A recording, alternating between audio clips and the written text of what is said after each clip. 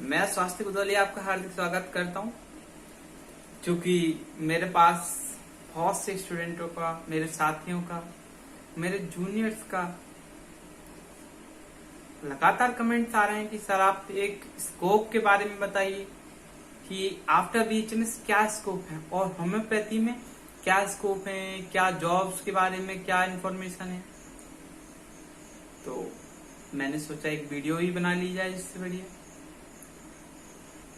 तो आइए देखते हैं, जानते हैं कि होम्योपैथी में क्या क्या करियर है, क्या करियर ओरिएंटेड जॉब्स है, क्या बच्चों के लिए बच्चों को क्या करना चाहिए, या प्रैक्टिस करना चाहिए, एमडी में जाना चाहिए या एजुकेशन फील्ड में जाना चाहिए, क्या करना चाहिए। तो आइए जानते हैं। सबसे पहले तो बीएचएमएस के बारे में हम बीएचएमएस क्या है? Bachelor of homeopathic medicine and surgery. ये 5.5 साल का है। 4.5 year academic season and 1 year internship equal to 5.5 year total degree duration। इसके लिए क्या एजुकेशन क्वालिफिकेशन होना चाहिए?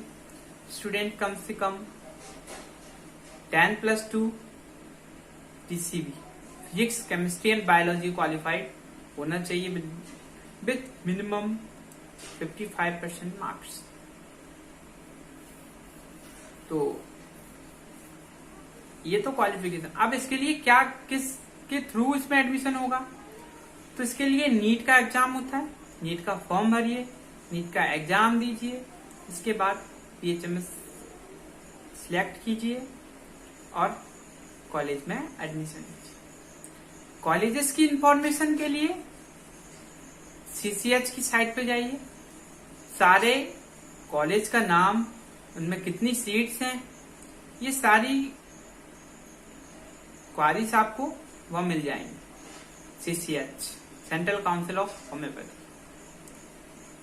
तो अब बात करते हैं कि बीएचएमएस हमने कर लिया या हम बीएचएमएस में हैं, तो हमारा क्या स्कोप होना चाहिए, कि हमें किस ओर जाना चाहिए।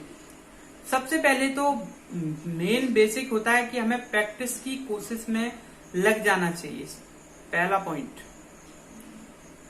क्योंकि प्रैक्टिस ही ऐसा वे है, चाहे आप एमडी कर लो, चाहे पीएचडी कर लो, कुछ भी कर लो, चाहे एजुकेशनल वे में चले जाओ, प्रोफेसर बन जाओ, कुछ भी, उसके साथ आप प्रैक्टिस जरूर करोगे। तो कोशिश करें ज्यादा से ज्यादा केस लें। जरूरी नहीं कि केस सीखने के लिए आप पैसा ही लो कि भैया मुझे पैसे दे दो, मैं पैसे दे के केस सही करूंगा। नहीं, किसी के पास भी जाइए आप, जहां आपको सीखने मिले, कोई भी हो, जहां आपको पेशेंट के बारे में सीखने को मिले या कोई भी पेशेंट आपको हिस्ट्री दे, आप चूकिए नहीं। जहां आपको पेशेंट की हिस्ट्री मिल रही है या जहां पेशेंट प्रॉब्लम में है, आपसे मदद मांग रहा है, उसके लिए खड़े रहिए। क्योंकि डॉक्टर का सबसे पहला काम क्या है, चिकित्सक का सबसे पहला काम क्या है? हमारा जो पेशेंट है, जो मरीज है, उसको स्वस्थ करना एम है डॉक्टर का। होम्योपैथिक फिजिशियन के साथ क्योर वर्ड आ जाता है, तो याद रखें। हेनिमैन ने ऑर्गन ऑफ मेडिसिन का पहला affirmation of physician, second cure, rapid dental and permanent cure, इस पे विशेष ध्यान दें। Third, fourth, fifth qualification of physicians के बारे में भी बताया। तो इतना तो हमारा डिग्री के दौरान हो जाता है। और एक इक्विवेलेंटी देखें तो एमबीबीएस की जितने सब्जेक्ट हैं, उनका मेडिसिन वाला सब्जेक्ट को छोड़ के एनाटॉमी, फर्स्ट ईयर में देखिए एनाटॉमी, फिजियोलॉजी, सेकेंड ईयर में देखिए pathology, forensic medicine and toxicology, third year में हमारे में सर्जरी, ऑब्स्टेट्रिक्स एंड गायनेकोलॉजी। उसके बाद फोर्थ ईयर में देखेंगे हम तो practice of medicine and community of medicine. ये तो एलोपैथिक सब्जेक्ट हो गए जो एमबीबीएस को भी पढ़ना पड़ते हैं और हमें भी पढ़ना पड़ते हैं। इसके साथ हमें कुछ होम्योपैथिक सब्जेक्ट भी पढ़ने पड़ते हैं, जैसे कि फर्स्ट ईयर में pharmacy, second, third and fourth में materia medica and organon of medicine, साथ में फिलोसॉफीज वो ऑर्गेनन के अंदर ही आ जाएंगे, और इसके साथ final year and third year में रिपर्टरी। तो ये तो हुई सब्जेक्ट इंफॉर्मेशन। अब बीएचएमएस के बाद स्कोप क्या है, पर अब मेन टॉपिक तो यही है, स्कोप क्या है। तो बीएचएमएस के बाद जैसे ही कंप्लीट हो, कई लोगों का एम होता है कि हमें प्रैक्टिस अच्छी करना है। ये तो एक फिजिशियन का बेस एम है, इस पे तो हर फिजिशियन जाएगा, क्योंकि क्या होता है कि एक तो एमडी का हो गया, दूसरा गवर्नमेंट जॉब्स, दो, और तीसरा प्रैक्टिस तो है ही हमारा। तो हम ये चीज देखेंगे कि जो एमडी है उसके लिए एंट्रेंस एग्जाम भी देना पड़ता है। टोटल जो एमडी का एग्जाम है वो नीट पीजी के द्वारा, नीट पीजी या AIAPGET और India Ayush entrance post graduation entrance exam. तो इसके बारे में भी मैं एक वीडियो आपको अवेलेबल कराऊंगा जल्द से जल्द। इसके साथ एमडी किन किन सब्जेक्ट में कर सकते हैं, तो materia medica, organon of medicine, pharmacy, repertory और कुछ अलाइड सब्जेक्ट जैसे paediatrics, practice of medicine and psychiatrist. इन सब्जेक्टों में एमडी है। सारी सीट्स की इंफॉर्मेशन आपको CCH की साइट पे मिल जाएगी। एक तो ये हो गया। अब कई लोग क्या होता है एमडी नहीं करना चाहते, तो अदर मास्टर प्रोग्राम्स होते हैं, अदर यूनिवर्सिटीज करवाती हैं, तो उनमें भी आप अप्लाई कर सकते हैं। क्योंकि एमडी के बाद एक आपका एजुकेशनल वे में आपकी जॉब का क्राइटेरिया खुल जाता है। जैसे कि ज्यादातर जो गवर्नमेंट जॉब्स हैं उनमें प्रोफेसर और असिस्टेंट प्रोफेसर के लिए मिनिमम क्वालिफिकेशन एमडी मांगी गई है। तो वो चीज को बेस लेके हमें एमडी करना जरूरी है, अगर जो टीचिंग लाइन में जाना चाहता है उसके लिए। पे स्केल देखेंगे तो वो लगभग एक अदर जो प्रोफेसर हैं उनके बराबर ही पे स्केल है, इसकी कोई टेंशन वाली बात नहीं है। अलग अलग स्टेट्स में अलग अलग पे स्केल है। और अगर आप बीएचएमएस के साथ ही आप करने वाले हैं तो डेमोन्स्ट्रेटर या लेक्चरर के लिए मिनिमम क्वालिफिकेशन बीएचएमएस होता है। एक तो ये हो गया। अगर आप प्राइवेट सेक्टर में जाना, प्राइवेट सेक्टर से जाएंगे तो देखो प्राइवेट सेक्टर में जॉब के लिए सैलरी के लिए भी लोगों ने पूछा कि इसमें कितनी सैलरी मिलेगी, तो लगभग 20,000 तो मिनिमम सैलरी है।